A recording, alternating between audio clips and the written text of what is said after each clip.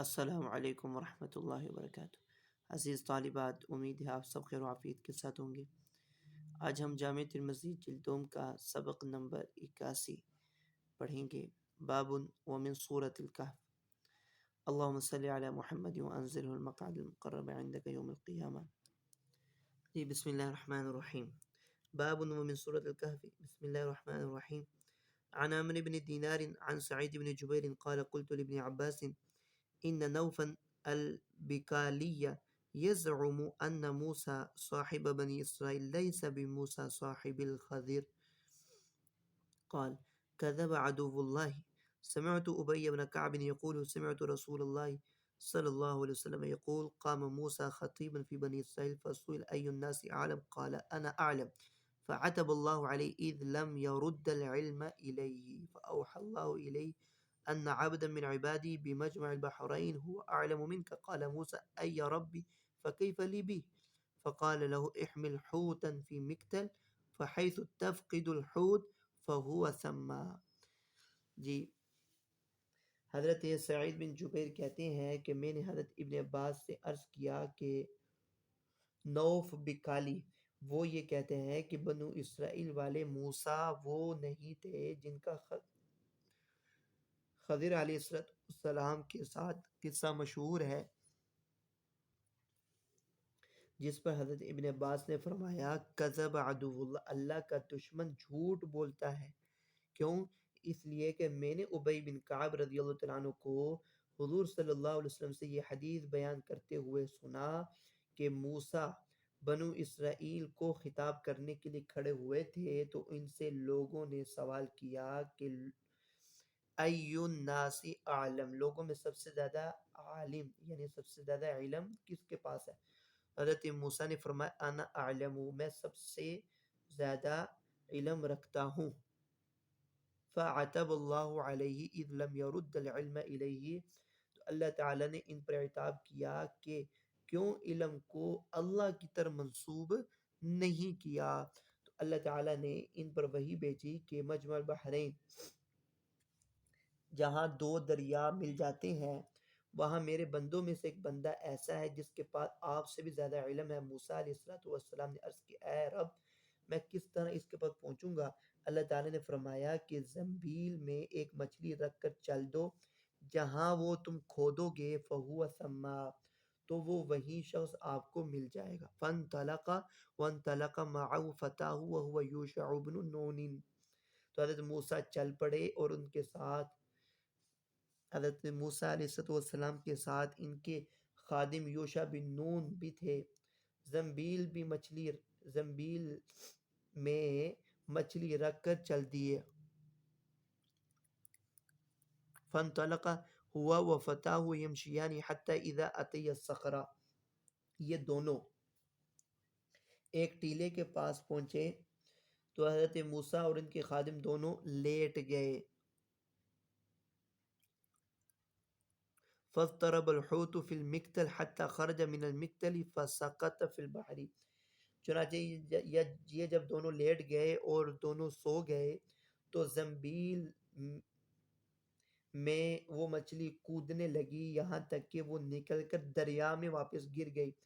اللہ تعالیٰ نے پانی کا بہاؤ وہیں روک دیا اور وہاں طاق سا بن گیا اور اس کا راستہ ویسا ہی بنا رہا، جبکہ موسیٰ علیہ السلام اور ان کے ساتھی کے لیے یہ چیز تعجب خیز ہو گئی۔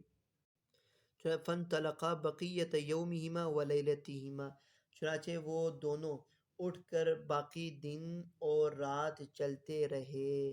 وَنَسِيَ صَاحِبُ مُوسَىٰ أَن يُخْبِرَهُ، موسیٰ کے ساتھی یعنی یوشع بن نون بھول گئے کہ انہیں مچھلی کے متعلق کچھ بتائیں کہ وہ مچھلی تو دریا میں چلی گئی ہے۔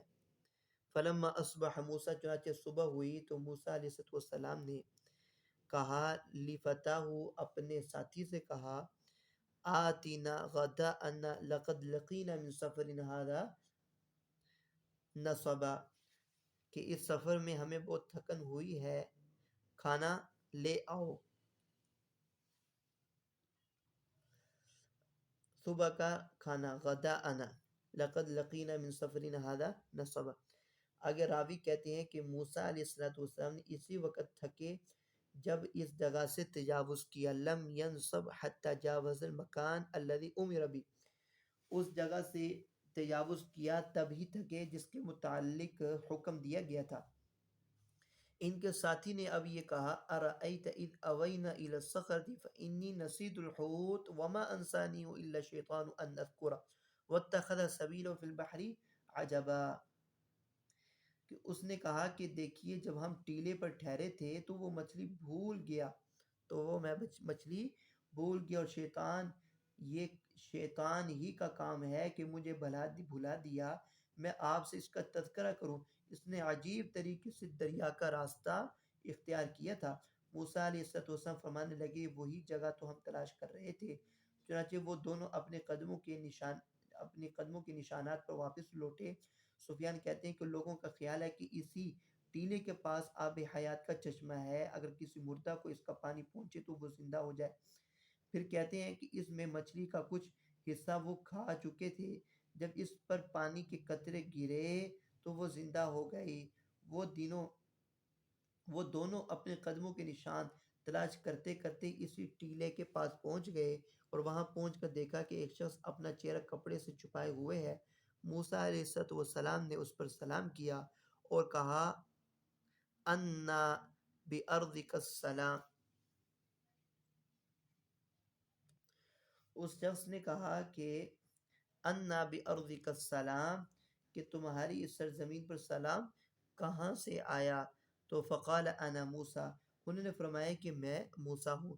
فقال موسیٰ بنی اسرائیل، تو وہ کہنے لگے کہ بنی اسرائیل کے موسیٰ؟ جواب دیے کہ ہاں۔ پھر فرمایا کہ اے موسیٰ، اللہ تعالیٰ نے اپنے علم میں سے کچھ آپ کو سکھایا ہے جو میرے پاس نہیں، اسی طرح مجھے بھی کچھ علم سکھایا ہے جسے آپ نہیں جانتے۔ موسیٰ علیہ السلام نے کہا، کیا میں آپ کے ساتھ چل سکتا ہوں تاکہ مجھے بھی آپ اپنے علم سے مفید فائدہ دیں؟ هل اتبعک علی ان تعلمنی مما علمت رشدا، کیا آپ مجھے ساتھ کیا میں آپ کے ساتھ چل سکتا ہوں تاکہ مجھے بھی آپ اپنے علم مفید میں سے کچھ سکھائیں؟ تو حضرت خضر نے فرمایا، انک لن تستطیع معی صبری، کہ آپ سے میرے ساتھ رہ کر صبر نہیں ہو سکے گا۔ پھر آپ ایسی چیز پر کس طرح صبر کریں گے جو آپ کی احاطہ واقفیت سے باہر ہے؟ موسیٰ علیہ السلام کہنے لگے کہ آپ انشاءاللہ مجھے صبر کرنا والا پائیں گے، اور میں آپ کی کسی بات کی نافرمانی نہیں کروں گا۔ خضر علیہ السلام ان سے کہنے لگے کہ اگر آپ میرے ساتھ رہنا چاہتے ہیں تو مجھ سے اس وقت تک کسی چیز کے بارے میں سوال نہ کیجیے گا جب تک میں خود آپ کو نہ بتا۔ موسیٰ علیہ السلام نے کہا کہ پھر موسیٰ اور خضر ساحل پر، حضرت موسیٰ علیہ السلام نے کہا کہ ٹھیک ہے۔ فانطلق الخضر و موسیٰ یمشیان علی ساحل البحر، چنانچہ موسیٰ اور خضر ساحل پر چل رہے تھے کہ ایک کشتی ان کے پاس سے گزری۔ فکلمہم، انہوں نے کہا کہ ہمیں بھی سوار کر لو۔ ان یحملوہما، کہ انہوں نے کہا کہ ہمیں بھی سوار کر لو۔ چنانچہ فعرف الخضر، انہوں نے خضر علیہ السلام کو پہچان لیا۔ فحملوہما بغیر نول، اور بغیر کرائے کے ہی دونوں کو بٹھا لیا۔ خضر نے اس کشتی کا ایک تختہ اکھیڑ دیا۔ موسیٰ علیہ السلام کہنے لگے، ان لوگوں نے ہمیں بغیر کرائے کے سوار کیا اور تم نے ان کی کشتی خراب کر دی اور اس میں سوراخ کر دیا تاکہ لوگ غرق ہو جائیں۔ آپ نے بڑی بھاری بات کی۔ وہ کہنے لگے کہ میں نے آپ سے کہا نہیں تھا کہ آپ میرے ساتھ رہ کر صبر نہ کر سکیں گے؟ موسیٰ کہنے لگے کہ آپ میری بھول چوک پر میری گرفت نہ کیجیے۔ لا تؤاخذنی بما نسیت، بھوک چوک پر میری گرفت نہ کیجیے اور اس معاملے میں مجھ پر زیادہ تنگی نہ ڈالیے۔ لا ترہقنی من امری عسرا، چنانچہ وہ کشتی سے اترے۔ اب اس ساحل پر چل رہے تھے کہ ایک بچہ بچوں کے ساتھ کھیل رہا تھا۔ خضر نے اس کا سر پکڑا اور اسے ہاتھ سے جھٹکا دے کر لڑکے کو قتل کر دیا۔ حضرت موسیٰ نے کہا، آپ نے ایک بے گناہ جان کو قتل کر دی، آپ نے بڑی بے جا حرکت کی۔ وہ کہنے لگے، میں نے کہا کہا تھا نا کہ آپ میرے ساتھ رہ کر صبر نہ کر سکیں گے۔ راوی کہتے ہیں کہ یہ بات پہلی سے زیادہ تعجب خیز تھی۔ موسیٰ علیہ السلام کہنے لگے کہ اگر اس کے بعد بھی میں آپ سے کسی چیز کے متعلق سوال کروں تو آپ مجھے ساتھ نہ رکھیے گا، آپ میری طرف سے عذر کو پہنچ چکے ہیں۔ پھر وہ دونوں چلے یہاں تک ایک بستی کے پاس سے گزرے اور ان سے کھانے کے لیے کچھ مانگا تو انہوں نے ان کے مہمانی سے انکار کر دیا۔ اتنے میں وہاں انہیں ایک دیوار مل گئی جو گرنے والی تھی۔ خضر نے ہاتھ سے اشارہ کیا، وہ سیدھی ہو گئی۔ موسیٰ علیہ السلام کہنے لگے ہم ان لوگوں کے پاس آئے تو انہوں نے ہماری ضیافت تک نہ کی اور ہمیں کھانا کھلانے سے بھی انکار کر دیا۔ اگر آپ چاہتے تو اس کام کی اجر لے سکتے تھے۔ وہ کہنے لگے یہ وقت ہماری اور آپ کی جدائی کا ہے۔ جی حضرت خضر نے کہا ھذا فراق بینی و بینک سأنبئک بتأویل ما لم تستطیع علیہ صبرا۔ میں آپ کو ان چیزوں کی حقیقت بتا دیتا ہوں جن پر آپ صبر نہ کر سکے۔ پھر آپ صلی اللہ علیہ وسلم نے فرمایا ہماری چاہت یہ تھی الاولی کانت من موسیٰ نسیانا یرحم اللہ موسیٰ لوددنا انہ کان صبرا حتی یقص علینا من اخبارہما۔ جی آپ صلی اللہ علیہ وسلم نے فرمایا یرحم اللہ موسیٰ لوددنا انہ کان صبرا حتی یقص علینا من اخبارہما، کہ ہماری چاہت تو یہ تھی کہ موسیٰ اللہ ان پر رحم کرے کچھ دیر اور صبر کر لیتے، انو کانا صبر، کچھ دیر اور صبر کر لیتے تاکہ ہمیں ان کی عجیب و غریب خبریں سننے کو مل جاتی۔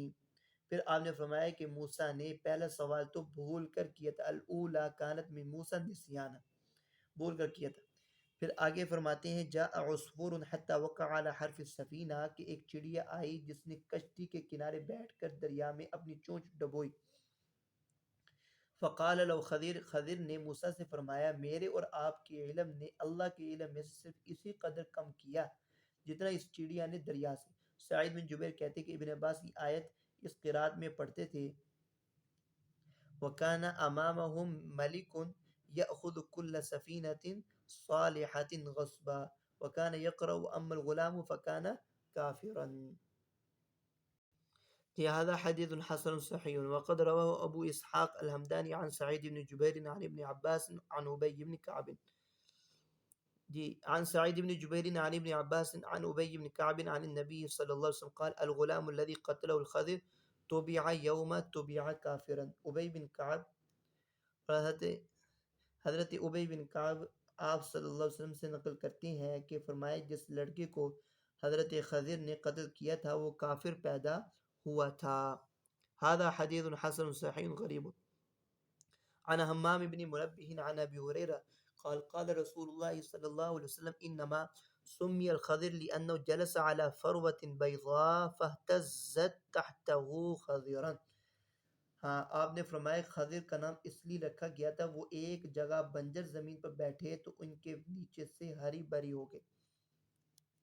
وہ ایک مرتبہ ایک بنجر زمین پر بیٹھے فاہتزت تحتہ خضرا، تو ان کے نیچے زمین وہ سرسبز ہو گئی۔ هذا حدیث حسن غریب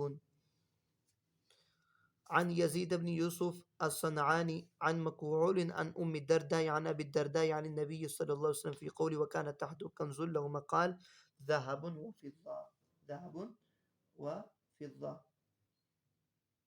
ابو الدرداء آپ صلی اللہ علیہ وسلم سے اس آیت کی تفسیر کے متعلق نقل کرتے ہیں۔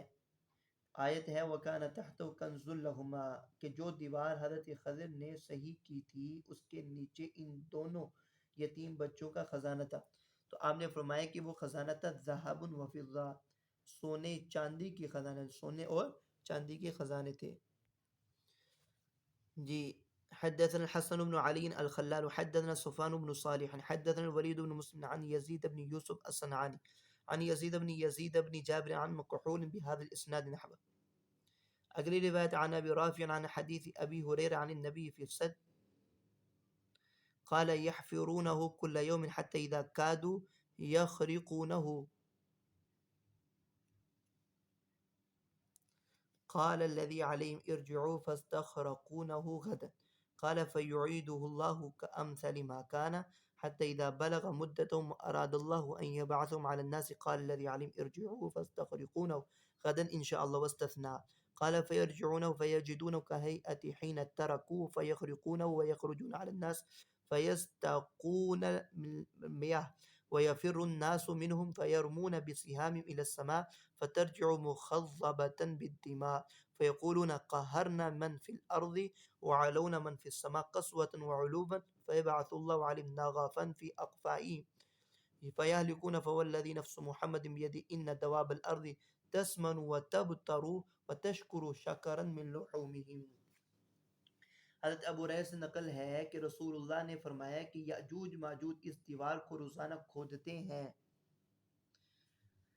یحفرون کل یوم حتی اذا کادوا یخرقونه یہاں تک کہ جب وہ اس سوراخ کرنے ہی والے ہوتے ہیں دیوار میں سوراخ کرنے والے ہی ہوتے ہیں تو ان کا بڑا کہتا ہے کہ چلو باقی کل کھود لیں گے فس ارجعوا فستخرقونه غدا ہم کل کھود لیں گے پھر اللہ تعالیٰ اسے پہلے بھی زیادہ مضبوط کر دیتے ہیں یہاں تک کہ ان کی مدت پوری ہو جائے گی اللہ تعالیٰ چاہیں گے انہیں لوگوں پر مسلط کریں تو ان کا حاکم کہے گا چلو باقی کل کھود لینا اور ساتھ انشاءاللہ بھی کہے گا اس طرح جب وہ دوسرے دن آویں گے تو اسے اسی طرح پائیں گے جس طرح انہوں نے چھوڑی تھی اور پھر اس میں سوراخ کر کے لوگوں پر نکل آویں گے پانی پی کر ختم کر دیں گے لوگ ان سے بھاگیں گے پھر وہ آسمان کی طرف تیر چلائیں گے جو خون میں لت پت ان کے پاس واپس آئے گا اور وہ کہیں گے ہم نے زمین والوں کو بھی دبا لیا اور آسمان والے پر بھی چڑھائی کر دی ان کا یہ قول ان کے دل کی سختی اور غرور کی وجہ سے ہوگا پھر اللہ تعالیٰ ان کی گردنوں میں ایک کیڑا پیدا کر دیں گے جس سے وہ سب کے سب مر جائیں گے پھر آپ نے فرمایا اس ذات کی قسم جس کے قبضہ قدرت میں میری جان ہے زمین کے جانور ان کا گوشت کھا کھا کر موٹے ہو جائیں گے اور مٹکتے پھریں گے نیز ان کا گوشت کھانے پر اللہ تعالیٰ کا خوب شکر ادا کریں گے موٹے ہو جائیں گے تب ترو اور وہ اکڑتے مٹکتے پھریں گے اور اس پر ان کے گوشت کھانے پر اللہ تعالیٰ کا شکر ادا کریں گے عن ابي سعد بن ابي فضال الانصاري كان من الصحابه قال سمعت رسول الله صلى الله عليه وسلم يقول اذا جمع الله الناس يوم القيامه ليوم لا ريب فيه نادى مناد من كان اشرك في عمل عمله لله احدا فليطلب ثوابه من عند غير الله فان الله اغنى الشركاء يعني الشرك. حضرت ابو سعید بن ابی فضالہ انصاری کہتے ہیں کہ آپ نے فرمایا کہ جب اللہ تعالیٰ قیامت کے لوگوں کو جمع کریں گے اور جس دن کے بارے میں کوئی شک نہیں ہے تو ایک اعلان کرنے والا اعلان کرے گا جس نے کوئی عمل اللہ کے لیے کیا اور اس میں کسی اور کو اللہ کے ساتھ شریک کیا ہو اللہ کے ساتھ کسی کو شریک کیا ہو وہ اپنا ثواب اسی غیر اللہ ہی سے لے لے جس سے اس نے شریک کیا تھا کیونکہ اللہ تعالیٰ شرک سے اور شرکاء میں سب سے زیادہ بے نیاز ہیں. هذا حديث غريب لا نعرف إلا من حديث محمد بن بكر. باب ومن سورة مريم بسم الله الرحمن الرحيم. عن سماك بن حرب عن علقمة بن وائل عن المغيرة بن شعبة قال بعثني رسول الله إلى نجران فقالوا لي ألستم تقرؤون يا أخت هارون وقد كان بين موسى وعيسى ما كان فلم أدري ما أجيب فرجعت إلى النبي فأخبرته فقال ألا أخبرتهم أنهم كانوا يسمون بأنبيائهم والصالحين قبلهم. حضرت مغیرہ بن شعبہ فرماتے ہیں کہ رسول اللہ صلی اللہ علیہ وسلم نے مجھے نجران کے نصارہ کی طرف بھیجا. انہوں نے مجھ سے کہا کہ کیا تم لوگ یہ آیت اس طرح نہیں پڑھتے یا اخت ہارون یعنی مریم کو مخاطب کر کے کہا گیا ہے اے ہارون کی بہن جبکہ موسیٰ اور عیسیٰ کے درمیان ایک طویل مدت کا فاصلہ ہے. حضرت موسیٰ اور عیسیٰ چونکہ اس سے انہوں نے مراد حضرت موسیٰ علیہ السلام کے بھائی ہارون لیے تو جب کہ موسیٰ اور عیسیٰ کے درمیان ایک طویل مدت کا فاصلہ ہے مجھے اس بات کا جواب نہیں آیا تو جب میں رسول اللہ صلی اللہ علیہ وسلم کے پاس حاضر ہوا تو اس کا تذکرہ کیا تو آپ نے فرمایا کیا تم نے ان سے یہ نہیں کہا کہ وہ لوگ سابقہ انبیاء کے ناموں پر اپنی اولاد کے نام رکھا کرتے تھے؟ یعنی مطلب یہ ہوا کہ یہ ہارون مریم ہی کے بھائی ہیں، مریم کے ہی بھائی ہیں، اور وہ ہارون موسیٰ علیہ السلام کے بھائی تھے، دونوں الگ الگ ہیں، دونوں الگ الگ ہیں، چونکہ اس وقت وہ نام انبیاء اور صالحین کے نام پر رکھا کرتے تھے، تو یہ حضرت مریم علیہ السلام کے بھائی ہارون ہیں۔ جی، عن ابی صالح عن ابی سعید الخدری قال قرأ رسول الله وأنذرهم يوم الحسرة قال يؤتى بالموت كأنه كبش أملح حتى يوقف على السور بين الجنة والنار فيقال يا أهل الجنة فيشرئبون، ويقال يا أهل النار فيشرئبون، فيقال هل تعرفون هذا فيقولون نعم هذا الموت فيذبح فلولا أن الله قضى لأهل الجنة الحياة فيها والبقاء لماتوا فرحا ولولا أن الله قضى لأهل النار الحياة فيها والبقاء لماتوا ترحا۔ حضرت ابو سعید خدری فرماتے ہیں کہ آپ نے یہ آیت پڑھی وَأَنذِرْهُمْ يَوْمَ الْحَسْرَةِ، اے نبی انہیں حسرت کے دن سے ڈرائیے، اور فرمایا کہ موت کو چت کبری بھیڑ کی صورت میں لایا جائے گا اور جنت اور دوزخ کے درمیان کی دیوار پر کھڑا کر کے کہا جائے گا اے جنت والو، وہ سر اٹھا کر دیکھیں گے، پھر کہا جائے گا اے دوزخ والو، وہ بھی سر اٹھا کر دیکھیں گے، تو کہا جائے گا اسے جانتے ہو؟ وہ کہیں گے ہاں، پھر اسے ذبح کر دیا جائے گا، چنانچہ اگر اللہ تعالی نے جنت والوں کے لیے حیات ابدی نہ لکھ دی ہوتی تو وہ خوشی سے ہی اس وقت مر جاتے، اور اسی طرح اگر دوزخ والوں کے لیے بھی اس میں ہمیشہ رہنا نہ لکھ دیا ہوتا تو وہ غم کی شدت کی وجہ سے مر جاتے۔ جی، هذا حدیث حسن صحیح، یعنی کہ یہ ہے مطلب حسرت کا دن کا، وہ دن حسرت کا دن ہے۔ قیامت کے ناموں میں قیامت کے دن کے مختلف نام ہیں، ان میں سے ایک نام یوم الحسرہ بھی ہے۔ وبي قال حدثنا أحمد بن منيع حدثنا الحسين بن محمد حدثنا شيبان عن قتادة في قولي ورفعنا مكانا عليا قال حدثنا أنس بن مالك أن نبي الله قال لما عرج بي رأيت إدريس في السماء الرابعة۔ جی، حضرت انس بن مالک کہتے ہیں کہ رسول اللہ نے فرمایا کہ شب معراج میں جب مجھے اوپر لے جایا گیا تو میں نے حضرت ادریس کو چوتھے آسمان پر دیکھا، چوتھے آسمان پر دیکھا، اور یہ آیت کی تفسیر ہے۔ جی، اگلی روایت عن سعید بن جبیر عن ابن عباس قال قال رسول الله لجبريل ما يمنعك أن تزورنا أكثر مما تزورنا قال فنزلت هذه الآية وما نتنزل إلا بأمر ربك له ما بين أيدينا وما خلفنا۔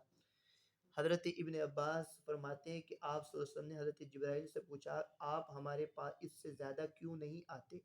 چنانچہ یہ آیت نازل ہو گئی، اس کا ترجمہ یہ ہے کہ ہم آپ کے رب کے حکم سے ہی اترتے ہیں، ہمارے سامنے اور پیچھے جو کچھ بھی ہے اسی کا ہے۔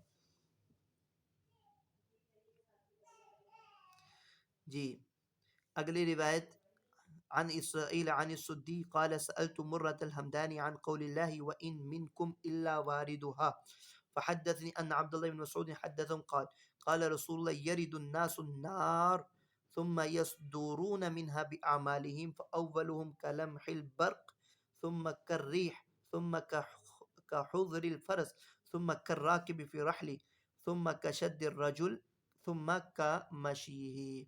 جی، حضرت سدی کہتے ہیں کہ میں نے مرہ ہمدانی سے اس آیت کی تفسیر پوچھی وَإِنْكُمْ إِلَّا وَارِدُهَا، اس کا ترجمہ یہ ہے کہ تم میں سے ہر ایک کو دوزخ کے اوپر سے گزرنا ہے۔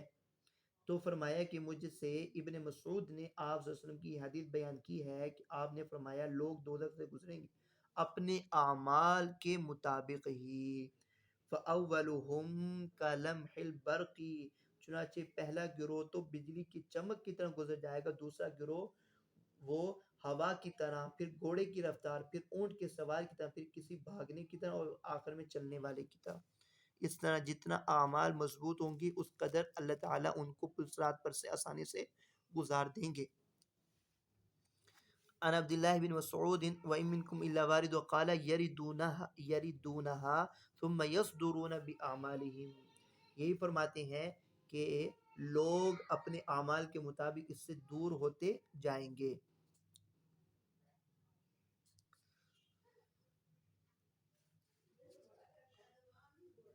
جی وہ بھی قال حدثنا محمد بن بشار حدثنا عبد الرحمن عن شعبة عن سدي بمثل قال عبد الرحمن قلت لشعبة إن إسرائيل حدثني عن السدي عن مرة عن عبد الله عن النبي قال شعبة وقد سمعت من السدي مرفوع ولكني أدعوه عمدا. جی عن ابي هريره ان رسول الله صلى الله عليه وسلم قال ان اذا احب الله عبدا نادى جبريل اني قد احببت فلانا فاحبه قال فينادي في السماء ثم تنزل له المحبه في اهل الارض فذلك قول الله ان الذين امنوا وعملوا الصالحات سيجعل لهم الرحمن ودا واذا ابغض الله عبدا نادى جبريل اني ابغضت فلانا فينادي في السماء ثم تنزل له البغضاء في الارض. حضرت ابو ہریرہ فرماتے ہیں کہ رسول اللہ نے فرمایا اگر اللہ تعالیٰ کسی بندے سے محبت کرتے ہیں تو جبرائیل علیہ السلام کو بلاتے ہیں کہ میں فلاں شخص سے محبت کرتا ہوں آپ بھی اس سے محبت کریں. پھر وہ آسمان والوں میں اس کا اعلان کر دیتے ہیں پھر اس کی محبت زمین والوں کے دلوں میں اتار دی جاتی ہے.